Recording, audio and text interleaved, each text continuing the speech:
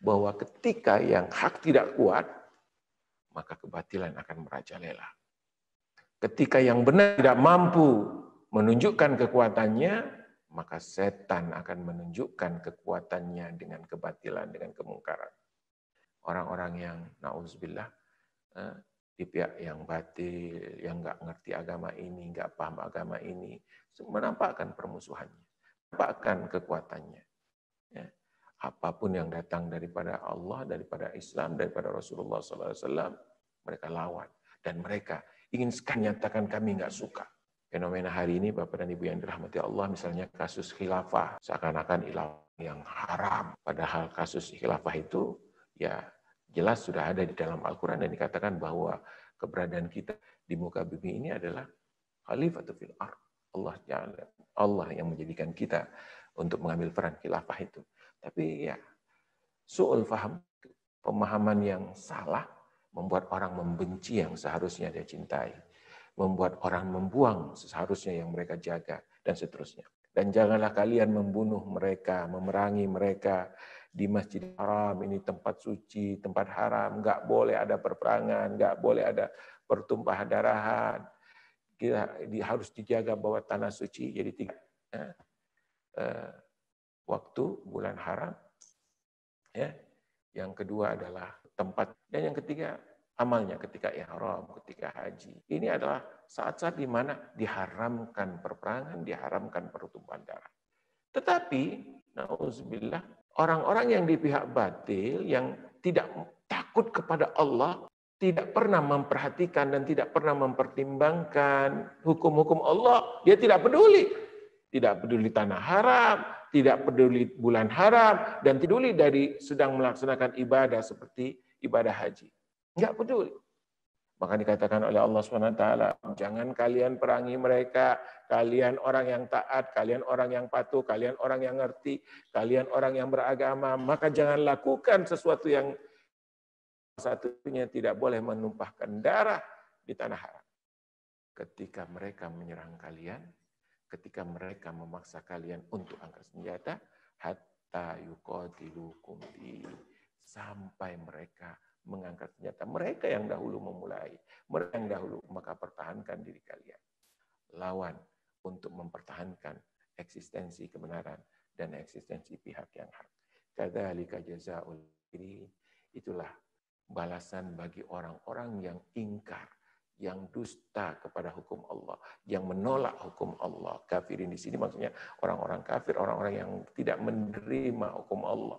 Ketentuan Allah, jangan berperang di bulan haram, jangan berperang di tanah haram, dan jangan perang dalam kondisi orang-orang sedang ihram. Tujuan perperangan di dalam Islam adalah untuk mempertahankan eksistensi kebenaran ini. Bukan hanya diri kita, tapi kebenaran hukum Allah. Tegaknya kebenaran itu adalah sesuatu yang menjadi concern yang paling utama. Dan ketika itu sudah terjadi, stop.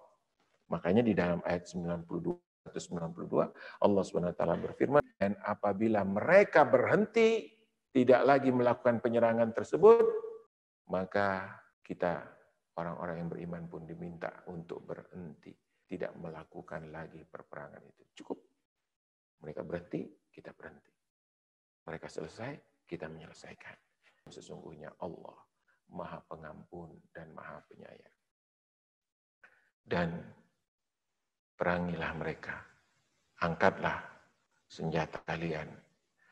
Jangan sampai terjadi kesyirikan, kebatilan, kemungkaran menjadi eksis atas orang-orang yang beriman dan menindas, memaksa orang-orang beriman. Kebatilan yang tegak, maka dia akan menindas yang hak.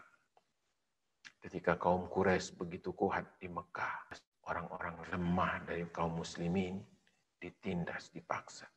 Seperti keluarga Ammar bin Yasir,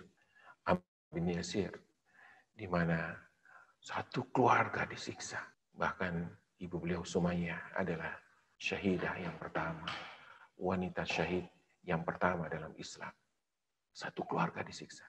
Bapak dan Ibu yang dirahmati Allah, inilah hukum yang berlaku di dalam kehidupan ini. Maka dikatakan oleh Allah, tegakkan jihad, tegakkan perlawanan untuk memastikan tidak menangnya, tidak eksisnya kebatilan. Jadi kita tidak boleh berdiam diri bahwa dengan alasan bahwa Islam itu agama yang rahmatan lil alamin, Islam itu agama yang santun, Islam itu agama yang lembut. Tapi yang terjadi adalah apa? Yang terjadi kadang-kadang pemahaman ini dimanfaatkan oleh kelompok kebatilan untuk menindas.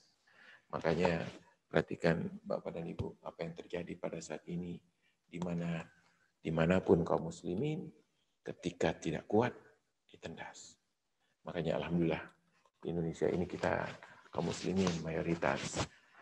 Tapi siapa jamin bahwa mayoritas ini akan tetap menjadi mayoritas selamanya? Enggak. Ketika kekuatan kita tidak kita pahami sebagai sebuah hal yang harus kita lakukan untuk menegakkan agama ini, kebenaran ini. Dan lalu kata Allah SWT, jadi tujuan perperang itu waqatiluhum hatta la takuna fitnah. Jadi yang diperangi sebenarnya bukan orangnya, tapi kebatilannya. Ini harus paham banget Bapak dan Ibu yang dirahmati Allah. Tapi karena orangnya berpihak kepada kebatilan, maka orangnya terpaksa diperangi. Jadi tujuan peperangan adalah dua. Yang pertama, hatta la takuna fitnah. Sampai kebatilan, kemungkaran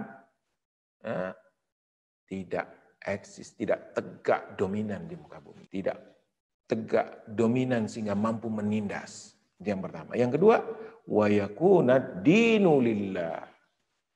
Dan semestinya agama itu hanya untuk Allah.